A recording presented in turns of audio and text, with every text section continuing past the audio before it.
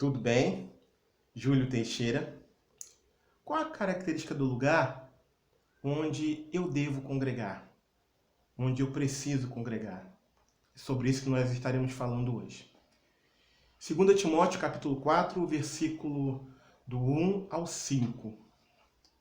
Conjuro-te, pois, diante de Deus e do Senhor Jesus Cristo, que há de julgar os vivos e os mortos na sua vinda e no seu reino, que pregues a palavra, instes a tempo e fora de tempo, corrijas, repreendas, exortes com toda longanimidade e doutrina, porque virá tempo em que não suportarão a sã doutrina, mas, tendo coceira nos ouvidos, amontoarão para si doutores, conforme as suas próprias concupiscências, e desviarão os ouvidos da verdade, voltando às fábulas.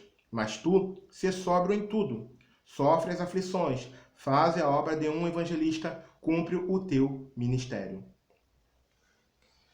Aqui a gente tem como deve ser uma igreja e a característica daquilo que não pode ser considerado uma igreja, mas que tem cara de igreja.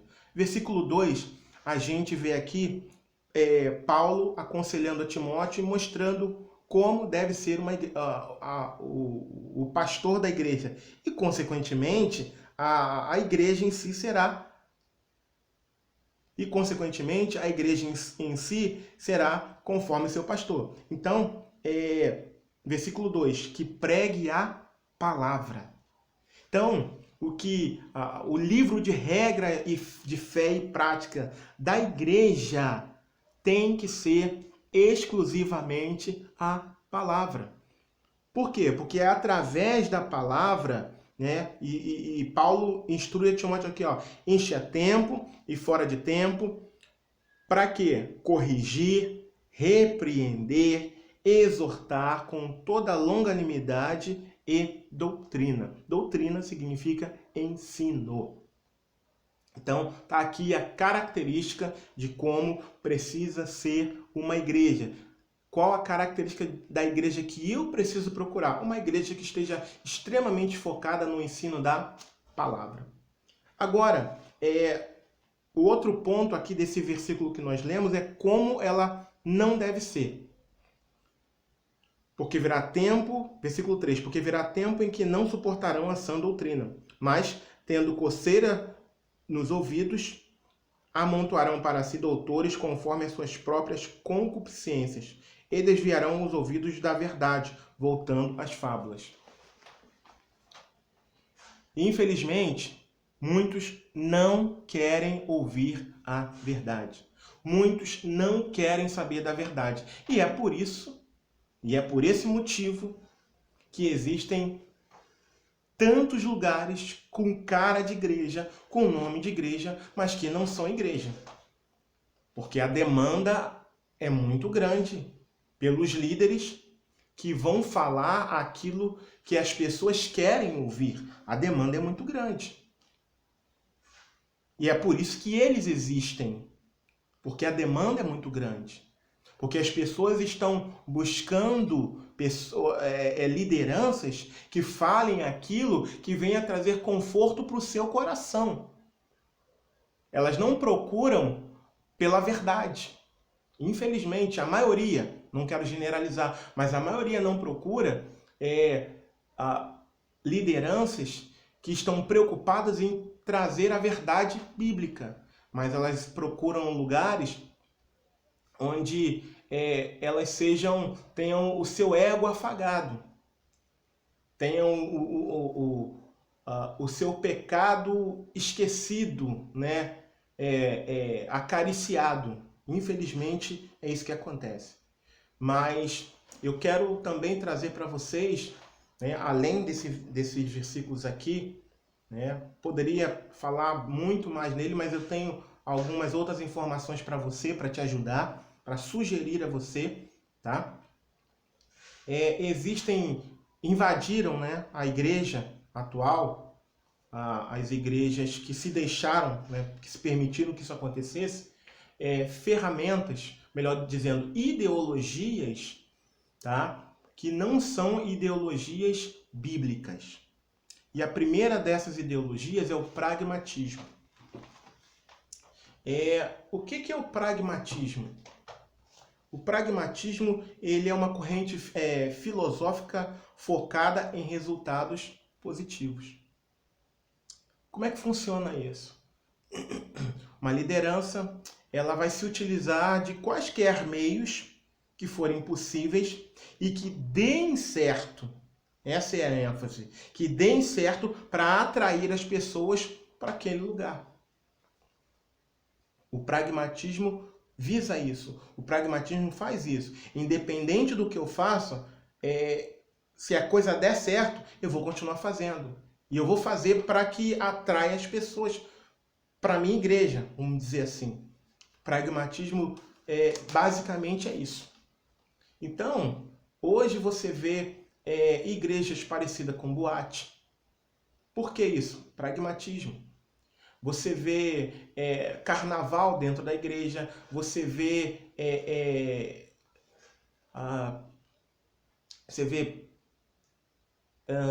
funk dentro da igreja, eventos de funk dentro da igreja, você vê exposição de danças dentro da igreja, e isso tudo suprime o período da palavra. E você vê aqui que Paulo instruiu a Timóteo a fazer o quê? A pregar a palavra, a exortar, a ensinar, a instruir na palavra. Né? Você vê, por exemplo, lugares, por exemplo, que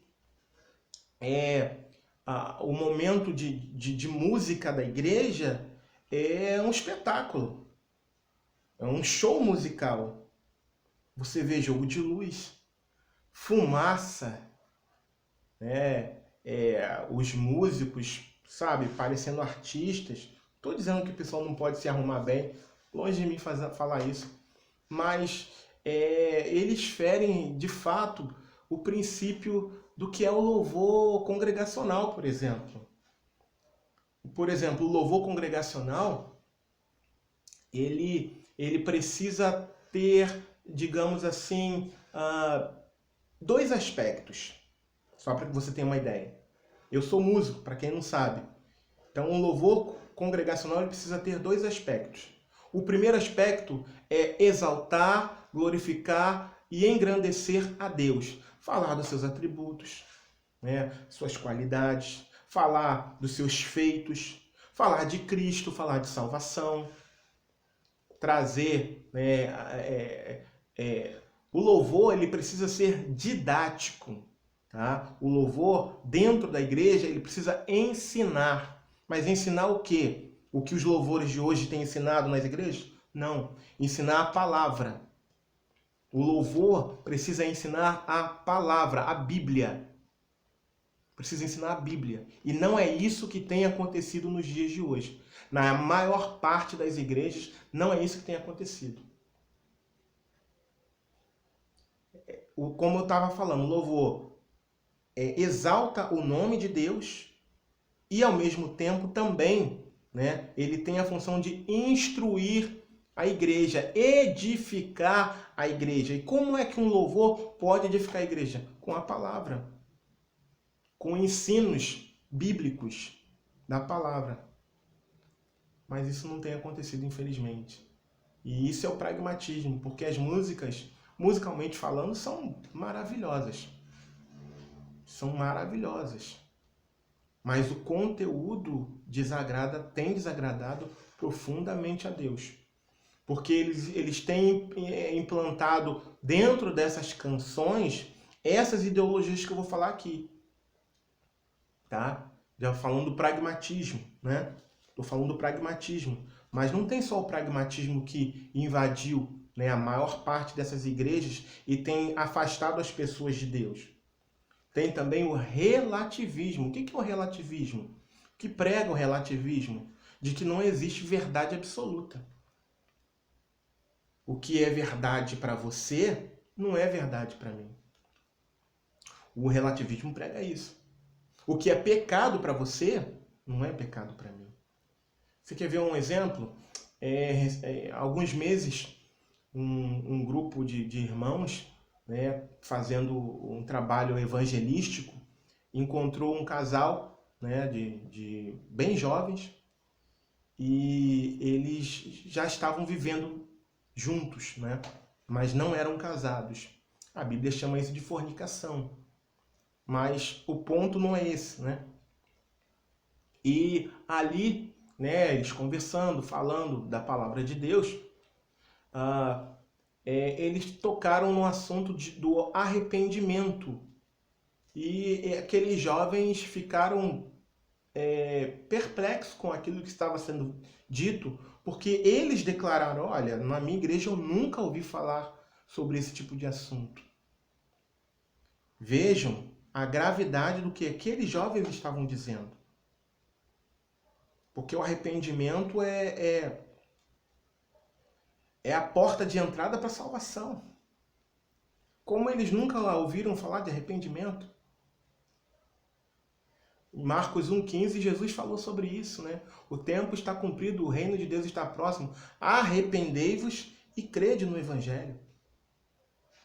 Então vejam que a igreja, a maior parte da igreja de hoje, tem sido tudo menos igreja. Tem cumprido qualquer outro tipo de papel, menos o papel de ensinar e de pregar a palavra de Deus. Será que se pregasse, esses jovens estariam vivendo nessa condição que eu comentei para vocês? Será? Porque a Bíblia chama de fornicação. Não apenas a prática deles, mas qualquer outra prática sexual fora dos padrões que Deus estabeleceu. É fornicação, é pecado. A Bíblia mostra isso. Só que o relativismo diz que não. Relativismo, né, a ideologia relativista diz que o que o mundo prega hoje, né? Que você tem que ser feliz, que você tem que sentir o seu prazer, que você tem que amar e ser amado do jeito que você quiser. Ok, você faz o que você quiser, realmente. Eu, particularmente, não tenho nada a ver com aquilo que você gosta de fazer ou não. Porém, de acordo com as Escrituras, eu preciso te instruir que a prática íntima privada, é restrita aos casados. É o que a Bíblia diz, né? Eu sei que essa declaração não é popular, mas o que a Bíblia aponta como pecado desde da antiguidade continua sendo pecado. Deus não mudou. Deus não mudou os seus conceitos. A sociedade que veio sendo transformada mal intencionadamente. Ela veio sendo transformada. Os padrões morais estão cada vez mais baixos. Mas Deus não mudou. Então, um dia, ainda que você não compreenda, ainda que não pareça, né, as pessoas elas vão ter que prestar contas às igrejas que relativizam o pecado, que não pregam, que não ensinam, que não falam contra o pecado. Um dia essas lideranças, estarão diante de Deus para prestar contas de tudo isso. E todos aqueles que eram adeptos, né, desse comichão que sentiam nos seus ouvidos, como nós lemos aqui no início. Essa é a verdade bíblica. Essa é a verdade bíblica, não é a verdade da religião, é a verdade bíblica. Então essa ferramenta mostra isso. O que é errado para você não é errado para mim. Não existe verdade absoluta. Mas não é isso que a palavra do Senhor Jesus fala. Jesus diz: eu sou o caminho, a verdade e a vida. Ninguém vem ao Pai se não for por mim. João 14, versículo 6. Então a verdade existe sim, e ela é absoluta. É Jesus, nosso próprio Deus. Ele é a verdade que liberta. E tem outra ferramenta também, né, que unidas a essa tem causado muito estrago, tem afastado as pessoas para cada vez mais distante de Deus, chamado de humanismo. O que visa o humanismo? Qual a característica, né, do humanismo? Simples. O humanismo visa o bem-estar do homem, coloca o homem no centro. O centro do universo é quem? É o homem. É o homem. Então está tudo voltado para o bem-estar do ser humano, está tudo voltado para o prazer do ser humano, está tudo voltado para a glória do homem, para a glória do ser humano e não para a glória de Deus. Só que na Bíblia, em Romanos, no capítulo 11, no versículo 36, fala completamente o contrário disso. Diz o seguinte: porque dele, por ele, para ele são todas as coisas. Glória, pois, a ele, eternamente e amém. Ele quem? A Cristo, a Jesus, o Salvador. Vejam que vai completamente na contramão do que essas ideologias têm ensinado e que invadiram muitas igrejas. E unidas, né, a essa ideologia, algumas ferramentas têm sido utilizadas no meio da igreja, desse tipo de igreja, na maior parte, tá? Eu quero sempre deixar isso bem claro para vocês. E o que é? Quais são as ferramentas, quais são as técnicas que têm sido implementadas, unidas a essa questão do humanismo, aproveitando essa questão do humanismo? Quais são as técnicas? A primeira delas que eu queria falar é o coaching. O que é o coaching? É uma técnica que visa desenvolver o melhor potencial existente em cada um de nós. Olha aí. Em cada um de nós. O melhor. E tem gente com esse tipo de técnica pregando, ou pelo menos dizendo que está pregando a palavra de Deus. Vejam que nisso não há respaldo bíblico. Por favor, leia Atos dos Apóstolos. Você vai ver uma igreja que não tinha pragmatismo, você vai ver uma igreja que não tinha relativismo, você vai ver uma igreja que não tinha humanismo. E tantas outras coisas que eu ainda pretendo falar aqui.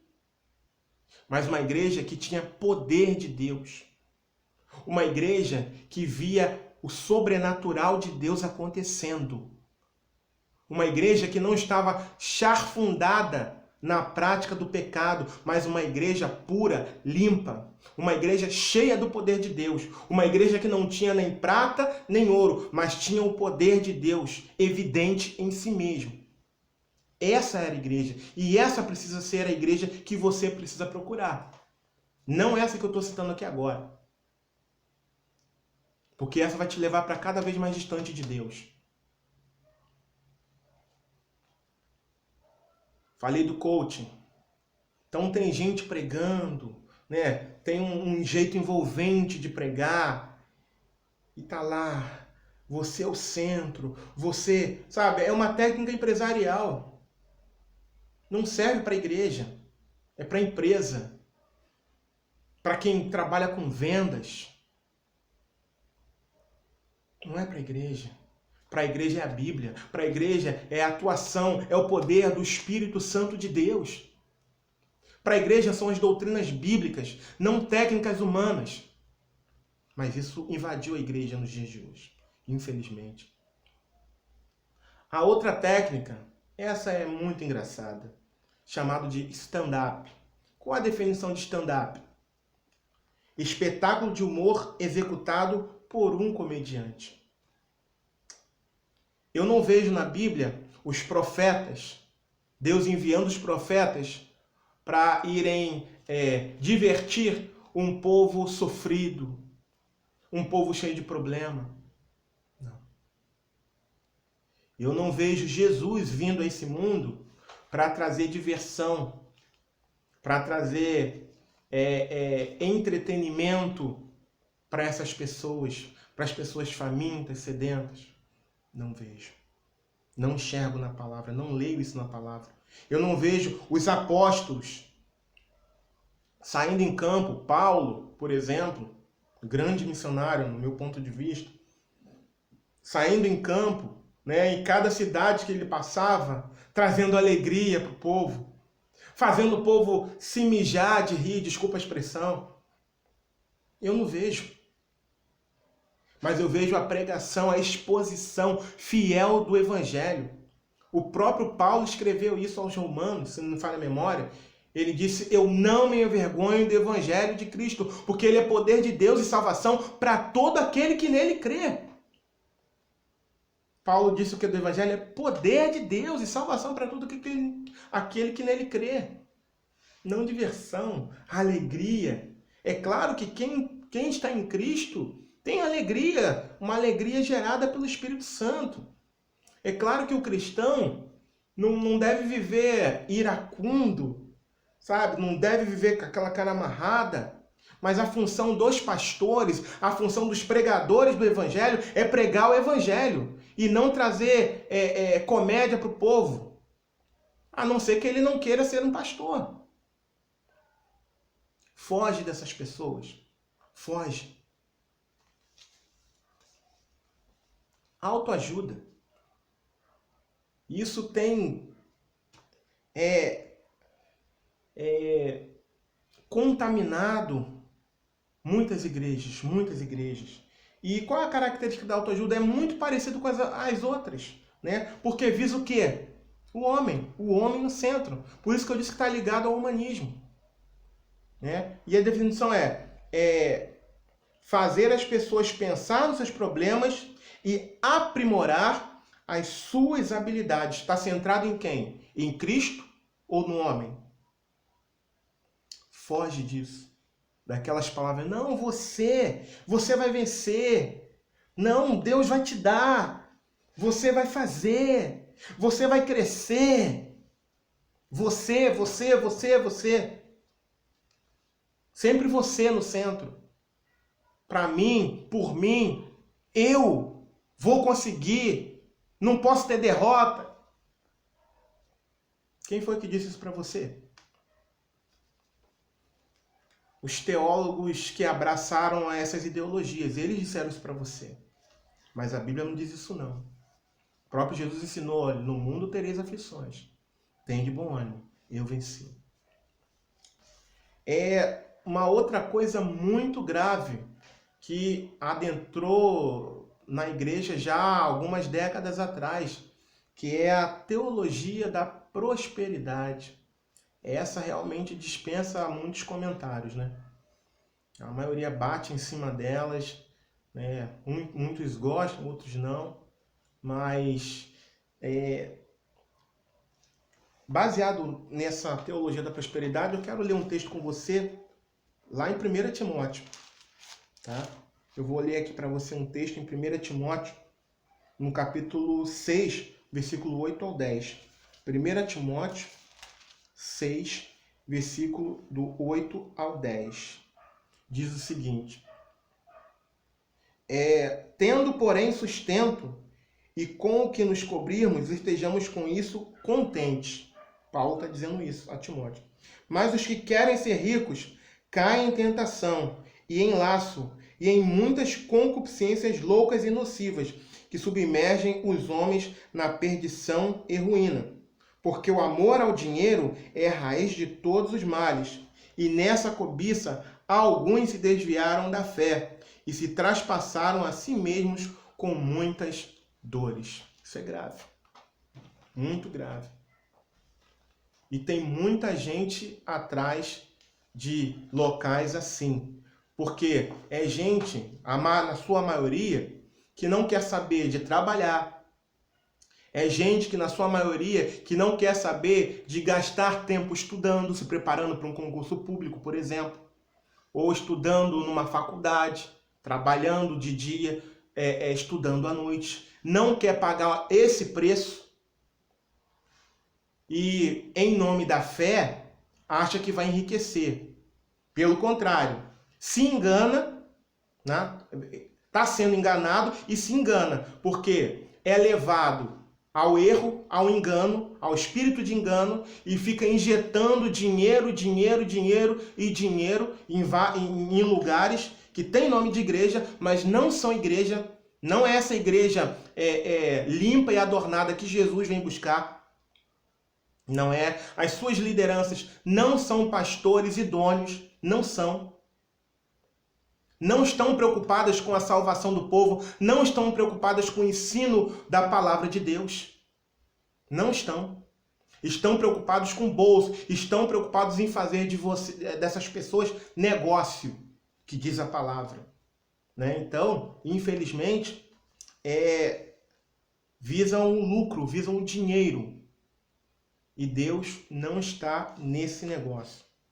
Existem outros lugares que dão muita, eu já até falei aqui, né? Mas dão muita ênfase à música. Dão muita ênfase à música. Porque a fé, que diz a palavra, porque a fé vem pelo cantar. E cantar a palavra de Deus. É isso que diz a palavra? Não. Vem pelo ouvir. Então, a maior ênfase, não estou dizendo que a música não pode existir dentro do culto, não é isso. Mas a música tem o seu lugar. E eu falei isso logo no início. Mas a maior ênfase que todo culto numa igreja verdadeiramente cristã precisa ter é na palavra de Deus, é no ensino, é na pregação, é na colocação em prática da palavra de Deus. Se não for assim, não vá para esse lugar, não permaneça nesse lugar. Outra coisa também que tem acontecido para que você não vá para esses lugares, igrejas que dão muita ênfase a supostos dons espirituais. Eu creio na manifestação dos dons espirituais, eu creio. Eu creio que esses dons não cessaram, eu creio. Mas o que tem acontecido por aí, muitas vezes imitando aquilo que Deus pode fazer, trazendo escândalo, vergonha. O que tem acontecido por aí não é manifestação do Espírito Santo de Deus. Não é a manifestação do Espírito Santo. E o que precisa ter a primazia num culto não é a manifestação dos dons do Espírito Santo. Os dons, eles existem, sim. Na minha opinião, eles não cessaram. Eu enxergo isso na palavra, que eles não cessaram. Eles servem para edificação, com exceção do dom de línguas, eles servem para edificação da igreja, não para escândalo, tá? Não para escândalo. O dom de línguas é para edificar a si mesmo, mas os demais dons são para edificação da igreja. Eles existem, mas não da forma como a maioria tem feito. E as igrejas, ou supostas igrejas, que vivem dessas coisas, estão cometendo um gravíssimo erro. Gravíssimo erro. Porque o que tem que ter a primazia na igreja, desde o início nós estamos falando, é a exposição fiel da palavra de Deus. Exposição fiel da palavra de Deus. Outra coisa também que você deve evitar. Existem igrejas grandes, igrejas que já têm história no nosso país, né? Mas, infelizmente, muitos, digamos, campos, não vou dizer que seja a maioria, até porque eu não sei, né? Mas eu sei de alguns, sei lá como explicar para vocês, mas alguns ministérios, vamos dizer assim, têm a sua liderança comprometida com sociedades secretas. Se você sabe que determinado ministério, que determinada igreja está comprometida com sociedades secretas, evite essa igreja. Evite. Bem, eu creio que já deu para... O vídeo ficou um pouco extenso, né, mas foi necessário falar tudo que foi falado. Eu creio que deu para... que essas sugestões vão te ajudar a procurar um lugar bíblico. Mas ainda que você não encontre, tá? Você pode se reunir com pessoas que queiram a Deus. Lembrando, né, se você puder assistir o vídeo anterior a esse, tá? Tem um conselho ali de que deve ter alguém que possa direcionar vocês na palavra. Se na região onde você mora, você não encontrar uma igreja bíblica, tá? se você não encontrar. Mas, em nome de Jesus, procure uma igreja que seja idônea. Elas ainda existem. Eu quero dizer para vocês que elas ainda existem. Deus reservou 7.000 que não se dobraram diante desse sistema corrompido. E quando eu falo 7.000, é num sentido figurado, tá bom? Então procure um lugar. E você, né? Quero deixar claro também para você, se você ficou até aqui ao final, que a intenção de gravar esse vídeo não é para ofender, até porque não falei nome de igreja nenhuma, nem de pastor nenhum, nem de denominação nenhuma. Mas é para instruir aqueles que querem procurar um lugar, aqueles que querem congregar. Mas se você, né, se identificou com alguma dessas práticas na sua igreja, faz contato com a gente quer instruir você, tá? Não vou falar aqui porque senão vai ficar muito, já tá grande o vídeo, né? Eu não queria, mas é necessário falar, foi necessário falar, tá? Então faz contato com a gente quer te instruir. A gente não vai julgar você, eu não julgo você, tá? Não julgo, quero deixar isso claro, tá bom? Mas a gente quer te instruir. Se você quiser tomar a liberdade, fazer contato, passar um e-mail, tá bom? A gente quer instruir você, quer te ajudar, né? Orientar para você conversar com a sua liderança, enfim, né? Aquilo que Deus tocar no seu coração, tá? Agora, se isso não testificou no seu coração, que você não se sinta ofendido. Não, Júlio, não é assim. Não tem problema. Se você acha que não é assim, é você e Deus. Eu, Júlio, eu não enxergo respaldo bíblico para essas coisas, tá? Na Bíblia. Respaldo na palavra de Deus, eu não enxergo. Mas se você não tem nada a ver, os tempos são outros, ok, é você e Deus.